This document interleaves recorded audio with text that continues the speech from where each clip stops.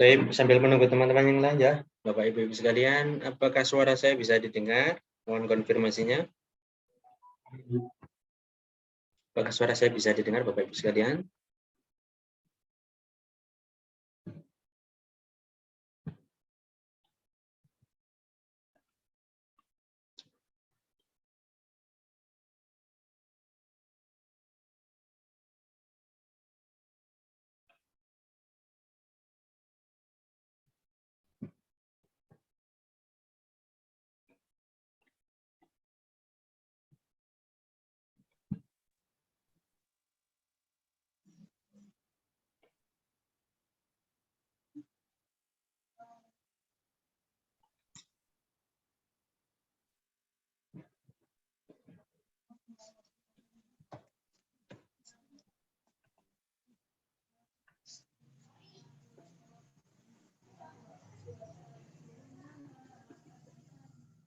Kami Suara saya bisa didengar, Bapak Ibu sekalian? bisa, Ustaz. Alhamdulillah. Alhamdulillah bisa. Kita tunggu sejenak ya, Bapak Ibu sekalian. Beberapa menit teman-teman yang lain biar bisa bergabung juga.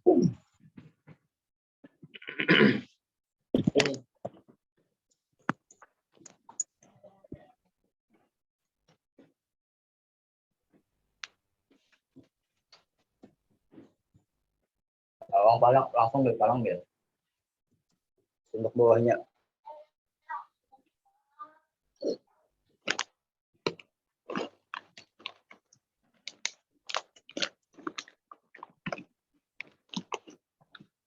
Kita tunggu sejenak ya, Bapak Ibu sekalian. Teman-teman yang lain biar bisa bergabung juga. Ada beberapa teman yang sudah bergabung.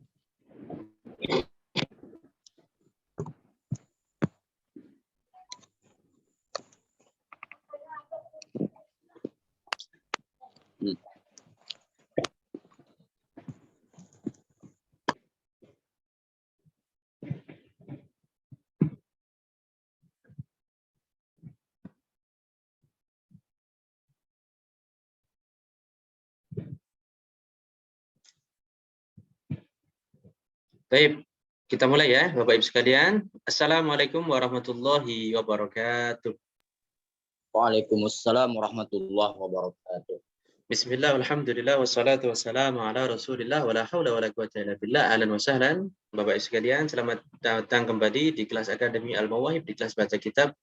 Nah, alhamdulillah, pada kesempatan kali ini kita bisa melanjutkan pada kelas Zoom untuk belajar di materi lanjutan di kelas baca kitab. Khususnya nanti kita di sini akan bahas tentang lanjutan dari isim-isim yang dibaca rofa. Isim yang dibaca rofa kemarin itu ada 7, mulai dari fa'il, naibul fa'il, kemudian mubtada, khobar, isim khobarnya khobarnya inna, kemudian isimnya kana, dan tawabi, yaitu pemujud. Ya. Nah, di minggu ini atau minggu ini ya, yang sebelumnya ini saya sudah bagikan 3 bab, yaitu bab naibul fa'il, kemudian bab mubtada dan bab khobar. Saya harap Bapak Ibu sekalian sudah menyimaknya ya. Nanti kalau belum menyimak, nanti saya akan jelaskan di sini secara singkat ya. Nah, saya akan bagikan share screen-nya. Baik, sebentar ya Bapak Ibu sekalian. Baik, Bapak Ibu sekalian, sebelum saya lanjut, bagaimana kabarnya? Apakah ada pertanyaan tentang materi yang kemarin? Silakan. Barangkali ada pertanyaan atau ada yang kurang jelas, silakan. Sebelum saya lanjut ya, sambil menunggu teman-teman yang lainnya. Sambil saya siapkan materinya di sini. Baik. Tidak ada pertanyaan Bapak Ibu sekalian? Kita lanjut? Kita lanjut ya. Lanjut, Lanjut, bismillah. tetap lanjut. Ya. Baik. Saya akan share screen. Layar saya apakah bisa dilihat Bapak Ibu sekalian? Layar saya bisa dilihat Bapak Ibu sekalian? Alhamdulillah bisa Ustaz. Alhamdulillah bisa. Ustaz. Bisa ya. Baik. Di materi yang ke-18. Alhamdulillah pada pertemuan kali ini kita sudah sampai materi yang ke-18. Materi 18 adalah bab naibul fa'il. Apa sih naibul fa'il? Ini naibul fa'il ini termasuk isim yang dibaca rafa yang kedua. Kemarin yang pertama adalah fa'il.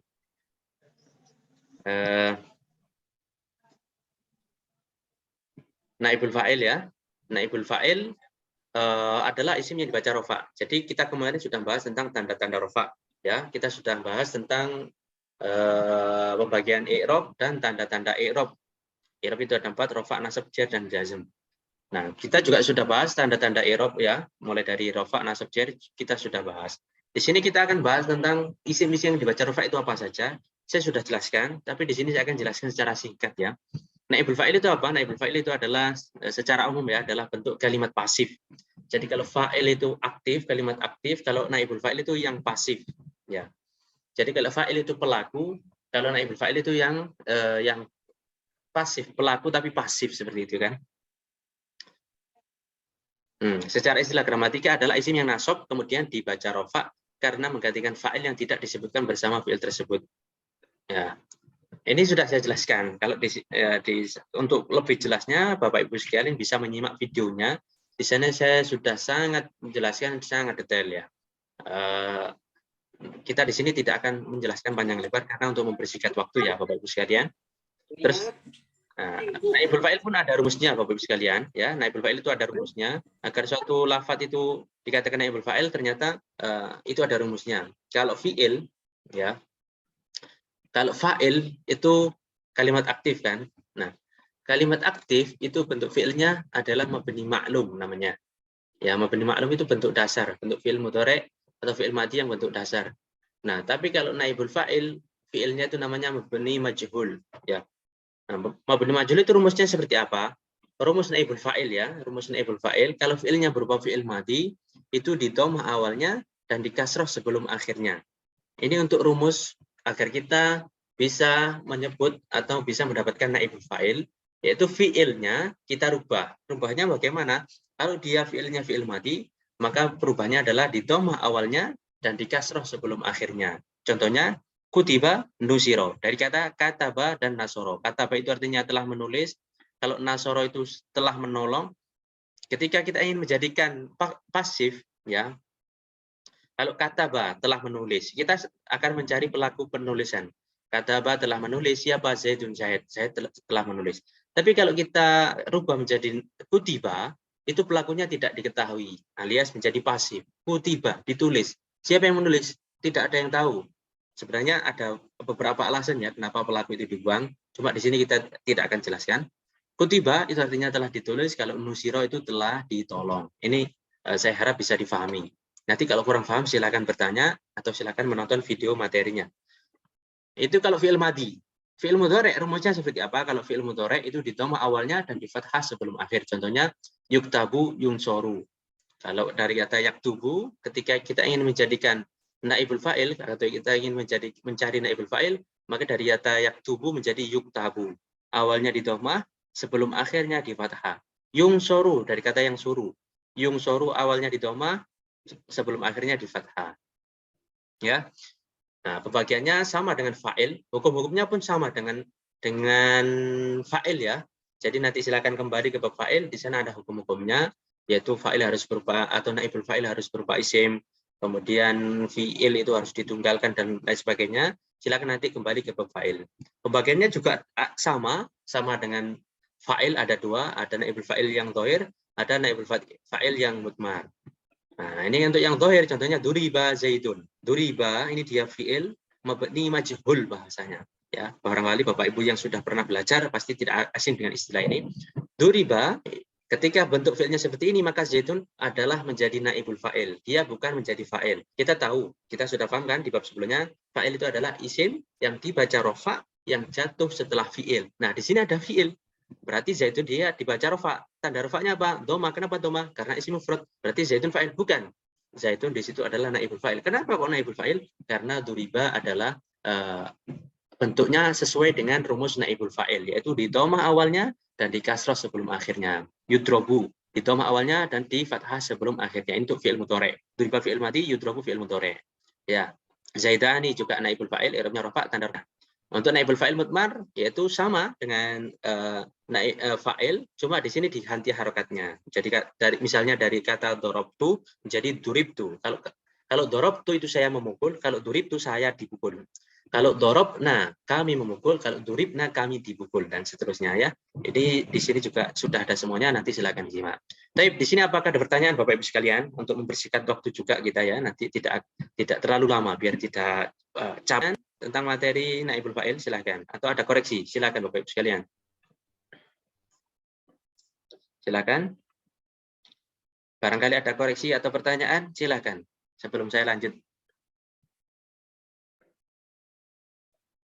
Ya, tentu kalau di sini terlalu cepat Bapak Ibu sekalian, saya ucapkan kembali, Bapak Ibu sekalian bisa menyimaknya di video materi yang sudah saya bagikan di grup ya. Mulai dari 18 materi 18, 19, 20, 21, 22 dan 23. Di grup sudah ada semua. Tiap-tiap bab sudah saya videokan, sudah ada materinya. Di sana sangat jelas dan penjelasannya tidak terlalu cepat seperti itu. Tapi tidak ada pertanyaan Bapak Ibu sekalian, kita lanjut ya. Kita lanjut.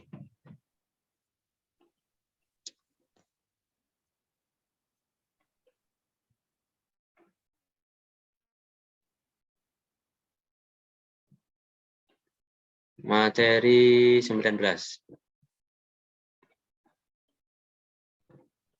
Nah, ini materi 19 adalah rumusnya. Kalau tadi itu teorinya, sekarang kita ke rumusnya.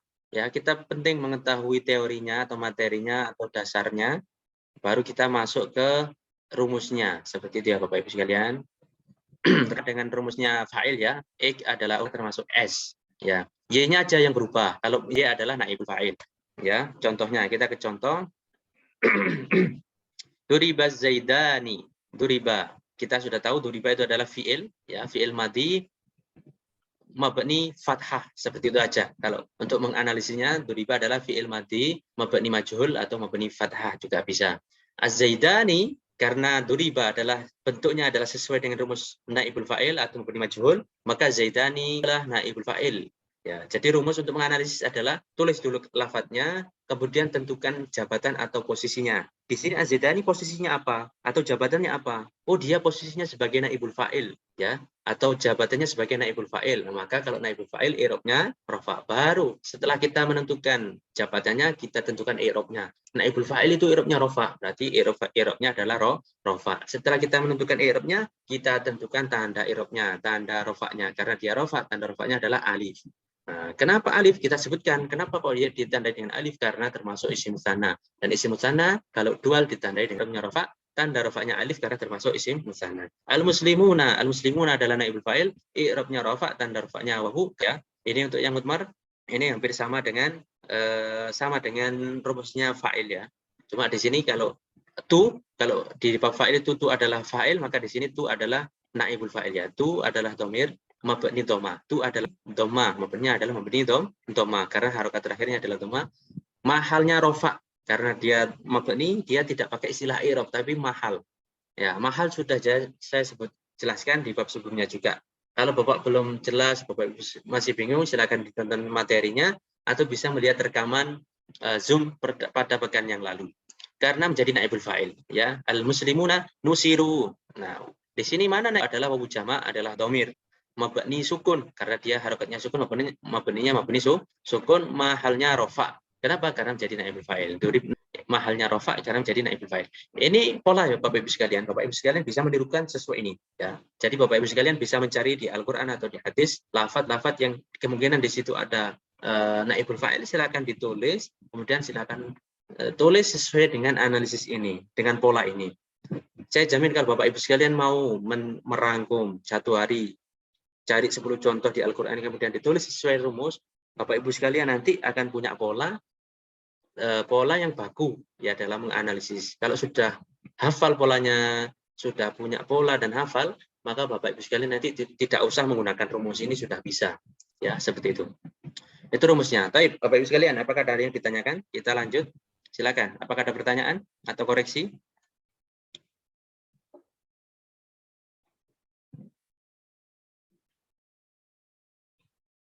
Kita ke materi yang ke-20 ya. Bab mubtada. Kemudian isim yang dibaca rofa selanjutnya adalah mubtada ya. Layar saya bisa dilihat ya Bapak Ibu sekalian. Nah, mubtada ini adalah isim yang dibaca rofa selanjutnya adalah mubtada. Pertama fa'il, yang kedua naibul fa'il, yang ketiga adalah mubtada. Nah, mubtada ini apa? Mubtada adalah isim yang dibaca rofa yang kosong dari amil-amil lahjah. Wal ismul marfu al-khali anil awamilil al-lafziyah. Ya, adalah isim yang dibaca rofa yang kosong dari amil-amil lahjah. Dari definisi ini kita sudah tahu isim apa mubtada itu adalah isim. Kemudian dia dibaca rofa, maka karena dia dibaca rofa, maka setiap ada lafaz yang jabatannya sebagai mubtada, maka kita harus memberikan tanda rofa. Yang menyebabkan dia rofa itu apa? Yaitu kekosongan dia dari amil-amil lahjah. Kalau nasab, kalau lafaz itu bisa dibaca nasab karena ada yang menasabkan, mungkin huruf nasab atau ya huruf nasab atau karena menjadi objek. Nah, itu atau dibaca jar. Kenapa dibaca jar? Ada yang mengejarkan siapa huruf jar misalnya. Nah, maka kalau mubtada ini dia tidak ada amil yang menyebabkan dia nasab atau jar, dia dihukumi mubtada atau dihukumi rofa. Atau kalau bingung ada ibarat lain, mubtada adalah isim ma'rifat. Ya, mubtada adalah isim ma'rifat. Kita sudah tahu, kita kembali ke bab isim ma'rifat ya, ma'rifat dan nakirah. Ma'rifat ada 6 itu ya, mulai dari isim dhamir, isim alam, isim mausul, isim isyarah, isim yang ada alif lamnya ya. Kemudian isim yang disandarkan kepada isim ma'rifat. Nah, mubtada itu bisa atau pasti dari salah satu dari isim yang 6 ini ya. Isim dhamir, isim alam, isim mausul, isim isyarah, isim yang ada alif lamnya, dan isim yang disandarkan kepada isim yang ma'rifat. Ya. Kemudian isim ma'rifat ini dibaca rofa dan dia berada di awal kalimat. Berada di awal kalimat ini secara makna, dia secara makna atau secara makna dia adalah berada di awal pembahasan. Walaupun secara tulisan dia ada di tengah-tengah. Tapi kalau misalnya dia jatuh setelah titik, ya titik ya. Misalnya kan ada setiap paragraf kan ada titik koma kan.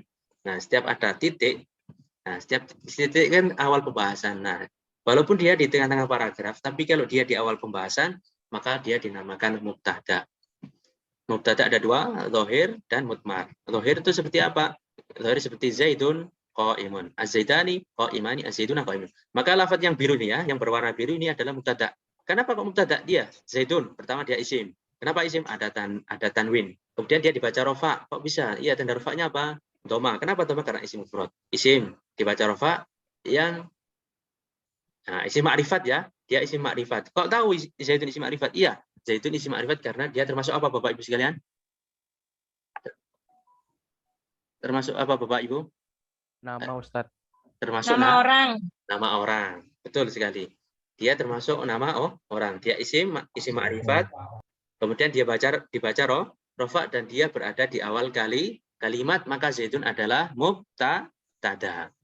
Ya, kalau kita analisis sesuai rumus, mubtada adalah Zaidun adalah mubtada. Kemudian i'rabnya apa? Rofa.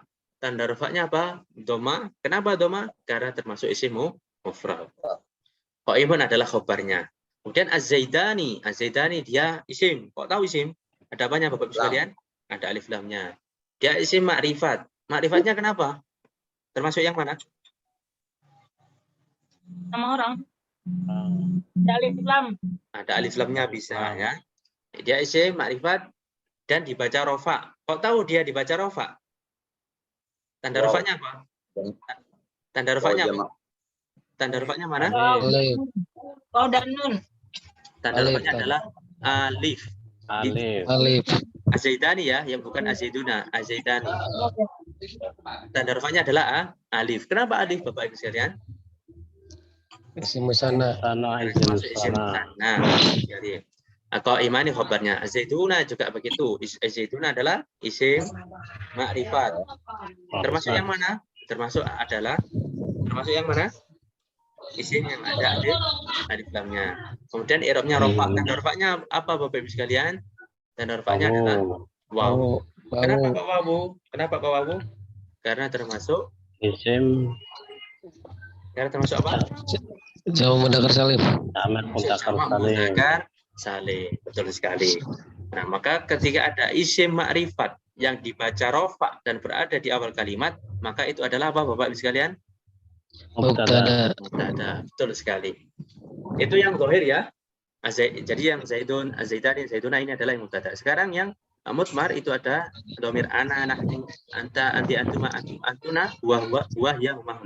Dhamir-dhamir tersebut jika berada di awal kalimat, maka kedudukannya adalah sebagai mubtada. Contohnya ana qaimun. Kalimat, maka dia adalah sebagai mubtada, ya.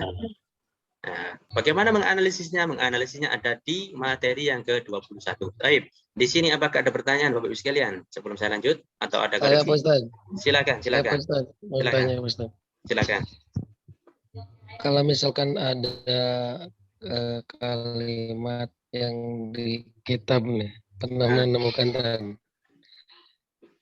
susunannya begini, al-muslimu al-muhsinu, itu apakah ada semua tadi? Bagaimana Bapak? Al-muslimu Al-muhsinu, al-muhsinu. Baik. iya. Apa kedudukannya mubtada semua, tadi apa itu menjadi satu mubtada, itu dua kalimat? Apa gimana Tan? Nah, kalau ada misalnya ada contoh Bapak Yayat ya, dengan Bapak Yayat ya. Iya, iya. Bapak Yayat misalnya menemukan contoh ada al-muslimu al-muhsinu.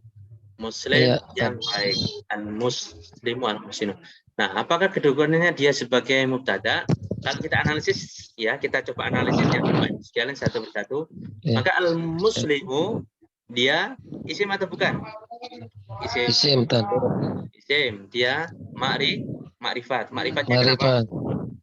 Ada alif lam. Ada alif lamnya. Dia berada di awal kalimat dan Kalimat dia dibaca rofa. Tanda rofanya apa? rofa. Tanda rofanya apa? Doma. Kenapa kok doma? Termasuk isim mufrad. Karena al-muslimuna sudah sesuai dengan definisi mubtada, maka dia termasuk mubtada. Mubtada. Al-muhsinunya bagaimana? Nah, al-muhsinu dia tidak memenuhi syarat berada di awal kalimat. Kalau mubtada kan harus berada di awal kalimat. Sedangkan al-muhsinu dia tidak berada di awal kalimat, maka al-muhsinu bukan mubtada, tapi dia adalah sifat atau sebagai naat. Istilahnya nanti ada ya. Nah, jadi mubtada'nya itu hanya al-muslimu saja, al-muhsinunya sebagai naat atau sebagai sifat. Muslim yang baik, seperti itu Bapak ya. Bisa dipahami ya Bapak ya? Bisa ya? Bisa, insyaallah. Baik, silakan. Barangkali ada pertanyaan yang lainnya? Atau ada koreksi? Silakan. Atau Bapak yang lainnya silakan. Berarti tadi kalau misalkan itu al-muslimu, kemudian dia itu al-muhsinunnya jadi nakirah, berarti itu tetap mubtadanya al-muslimu tadi yang pertama ya? Ya, betul. Kalau al-muslimu, muhsinunya nakirah ya? Iya. Nah, di sini. Oke, saya jelaskan ya. Boleh saya jelaskan Bapak? Ya, boleh. Nah, ada pertanyaan. Kalau di sini, kalau misalnya ada al-muslimu, al-muhsinunya dirubah menjadi nakirah, menjadi al-muslimu muhsinun. Tetap mubtadanya adalah al-muslimu. Betul? Nah, betul. Muhsinunnya dia bukan lagi menjadi sifat karena dia tidak memenuhi syarat sifat. Syarat sifat itu harus sesuai dengan yang disifati dari segi tunggal, nakiro ma'rifatnya, ya. Karena al-muslimu ma'rifat, sedangkan muhsinunnya nakiro, maka ini tidak memenuhi syarat sifat atau syarat naat, maka muhsinunnya bukan sebagai naat, tapi dia sebagai khobar.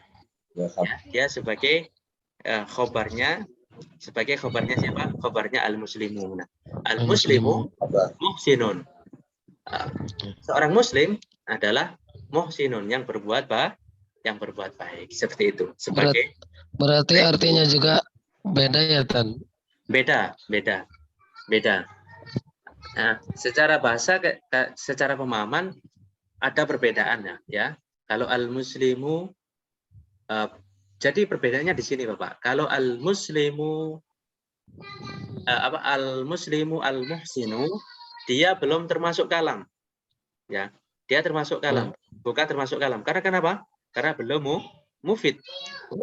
Syaratnya kalam apa, Bapak? Harus apa? Mufid. Ya, kemarin di bab awal yang pertama kali kita belajar itu bab kalam. Syaratnya kalam adalah, atau rukunnya kalam adalah lafadz, murakkab, mufidun. Mufid itu apa? Memberikan pemahaman. Sedangkan al-muslimu al-muhsinu, dia belum memberikan pemahaman. Dia hanya memberikan al-muslim yang baik. Pasti kita masih mendengar al-muslim yang baik. Kenapa? Lanjutkan bicaramu. Itu kalau susunan yang al-muslimu al-muhsinu. Itu yang pertama. Tapi kalau yang kedua, al-muslimu muhsinun, dia sudah dinamakan kalam. Karena kenapa? Karena sudah memberikan pemahaman atau sudah mufid.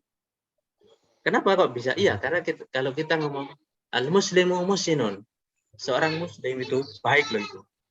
Orang muslim itu baik. Nah, kita sudah paham yang mendengar bahwasanya muslim itu baik. Ya, muslim itu baik. Muslim itu baik, kabarnya seperti itu. Maka al-muslimu muhsinun sudah dinamakan kalam, tapi kalau al-muslimu al-muhsinu belum dinamakan kalam.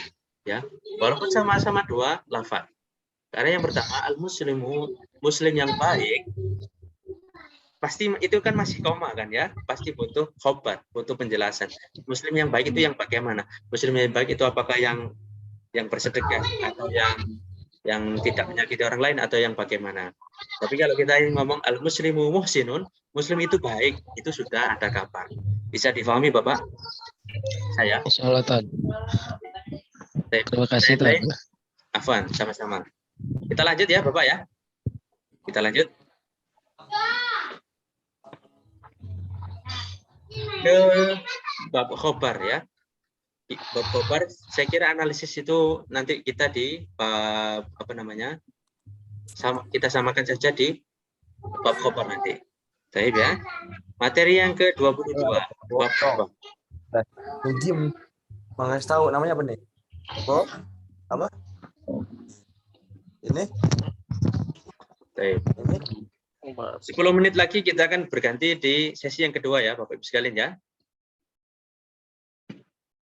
Materi 22 adalah bab khobar. Khobar itu apa? Khobar ini gandengannya mubtada. Khobar adalah isim yang dibaca rafa yang disandarkan kepada mubtada ya. Khobar ini dia disandarkan kepada mubtada. Seperti contohnya tadi Zaidun qaimun. Zaidun adalah mubtada, qaimunnya adalah khobar. Dan khobar ini, qaimun ini disandarkan kepada Zaid, atau Zaidun qaimun, sifat berdiri itu disandarkan kepada Zaid, atau khobar ini disandarkan kepada mubtada. Bisa dipahami ya? Khobar ada berapa? Khobar ada 2 ya. Secara global ini saya runtut dulu ya. Khobar ada 2. Yang pertama adalah mufrad dan ghair mufrad ya. Khobar ada 2. Mohon difahami. Dari sini silakan diikuti dulu ya. Yang pertama adalah khobar mufrad, yang kedua adalah khobar ghairu mufrad. Apa itu khobar mufrad? Khobar mufrad di sini adalah bukan lawan dari musanna atau jamak. Jadi mufrad di sini dia bukan tunggal atau musanna. Mohon maaf ya, saya mute dulu ya. Okay. Jadi khobar di sini dia bukan lawan dari musanna atau jamak. Kan mufrad itu tunggal, musanna itu dual, jamak itu ya jamak kan. Tapi yang dimaksud mufrad di sini bukan lawan dari dual atau jamak. Akan tetapi yang dimaksud mufrad di sini adalah khobar yang bukan berupa jumlah. Ya, khobarnya bukan berupa kalimat atau menyerupai jumlah atau menyerupai kalimat, nanti ada. Jumlah dan sibul jumlah itu apa nanti ada. atau jumlah atau menyerupai jumlah itu habis ini ada. Habis ini ada. Mohon ditunggu ya. Walaupun nanti khabarnya bermakna dual atau jamak, maka tetap dinamakan khobar mufrad. Intinya, khobar mufrad itu khobarnya bukan berupa kalimat. Kalimat itu kalau kita bahasa Indonesia ya berupa SPOK ya. Nah, khobarnya bukan berupa SPOK ya. Itu namanya khobar mufrad. Kalau dia khobarnya berupa jumlah atau berupa kalimat, terdiri dari SP atau SPO saja, maka ini namanya khobar ghairu mufrad. Ya. Walaupun dia maknanya banyak, tetap dinamakan khobar mufrad. Contohnya, az-zaidani qa'imani. Maka qa'imani, dia adalah khobar. Dan dia adalah khobar mufrad. Kok bisa? Kan dia maknanya dual. Kenapa kok dinamakan mufrad? Iya, karena qa'imani, dia bukan kalimat. Dia adalah kata. Ya, di sini dia tidak ada SPOK, dia hanya berdiri sendiri. Maka qa'imani walaupun maknanya dua, tetap dinamakan khobar mufrad. Qa'imuna juga begitu, ya. Nah, khobar mufrad, ghair mufrad, khobar mufrad sudah selesai ya. Sekarang kita ghair mufrad. Ghair mufrad itu ternyata dibagi lagi, Bapak Ibu sekalian, dibagi menjadi dua, yaitu khobar jumlah. Jumlah itu artinya kalimat. Kalau dalam bahasa Arab itu jumlah, bahasa Indonesia itu kalimat. Atau syibhul jumlah, menyerupai jumlah. Ya. Jadi khobar ada mufrad dan ghairu mufrad. Ghairu mufrad ada dua, jumlah dan syibhul jumlah, kalimat dan menyerupai kalimat. Oke. Khobar jumlah ada berapa? Ternyata dari ghairu mufrad kan ada jumlah dan syibhul jumlah atau menyerupai jumlah atau menyerupai kalimat. Nah, yang kalimat ini ada berapa? Yang khobar jumlah itu ada dua. Ya, khobar jumlah itu ada dua, yaitu khobar berupa jumlah fi'liyah, ya, dan yang kedua adalah khobar yang berupa jumlah ismiyah, ya. Jadi khobarnya itu berupa fi'il dan fa'il. Contohnya Zaidun qoma abuhu, maka Zaidun dia sebagai mubtada karena dia isim ma'rifat berada di awal kalimat. Lafadz ini adalah sebagai khobar, ya. Qoma adalah fi'il, abuhu sebagai fa'ilnya qoma, dan lafadz qoma abuhu adalah jumlah fi'liyah karena khobarnya Zaid. Nah, maka qoma abuhu dia termasuk khobar ghairu mufrad. Dia bukan tunggal, ya. Dia ghairu mufrad, dia bukan mufrad. Saya katakan, yang tadi kan lawannya mufrad di sini bukan dual atau jamak, tapi di sini adalah kalimat. Nah, sedangkan qoma abuhu dia sudah ada SP, subjek predikat sudah ada. Maka khobar ini dinamakan khobar ghairu mufrad. Maka jumlah fi'liyah, maka Zaidun qoma abu adalah khobar, qoma abu adalah khobar jumlah fi'liyah. Kemudian yang kedua adalah khobar berupa jumlah ismiyah. Terdiri dari qaimun adalah abu sebagai mubtada, qaimun sebagai khobar. Nah, abuhu qaimun adalah jumlah ismiyah namanya kan, diawali dengan isim. Sedangkan jumlah ismiyah ini dia juga posisi sebagai khobarnya Zaid. Maka abu qaimun adalah khobar ghairu mufrad atau khobar berupa jumlah ismiyah. Oke. Ini yang khobar jumlah. Tadi ghairu mufrad ada dua, jumlah. Jumlah ada dua, jumlah fi'liyah dan jumlah ismiyah. Sekarang kita ke pembagian khobar ghairu mufrad yang kedua, yaitu syibhul jumlah atau menyerupai jumlah. Menyerupai jumlah. Khobar syibhul jumlah atau menyerupai jumlah ada dua juga. Yang pertama adalah berupa jar dan majrur, yang kedua adalah berupa dhorof. Jadi khobarnya Zaid berupa susunan jar dan majrur. Contohnya Zaidun fiddari.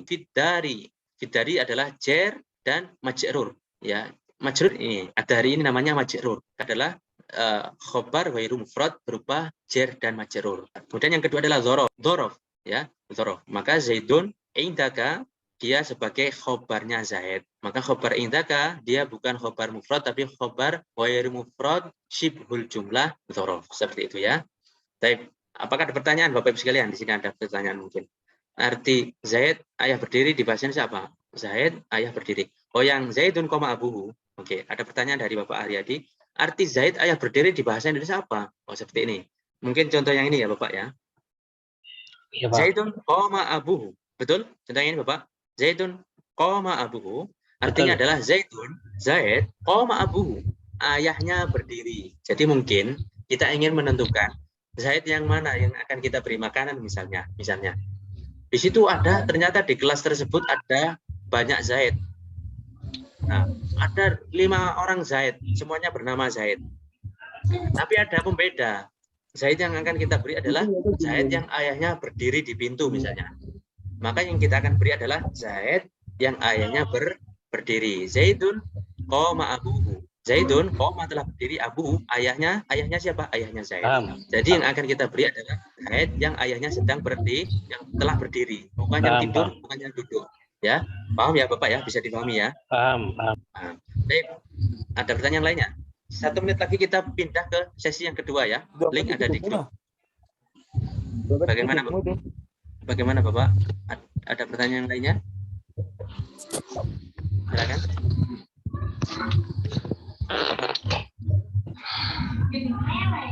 Apakah ada pertanyaan lainnya Bapak? Silakan.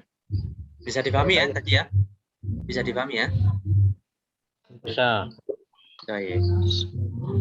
Ya, bisa Ustaz. Oke, kita akan pindah ke sesi yang kedua ya Bapak Ibu sekalian. Masuk ke sesi analisis sedikit dan langsung kita praktek. Siap Bapak Ibu sekalian? Kita pindah ke sesi yang kedua ya. Iya, insyaallah. Link ada di grup ya. Link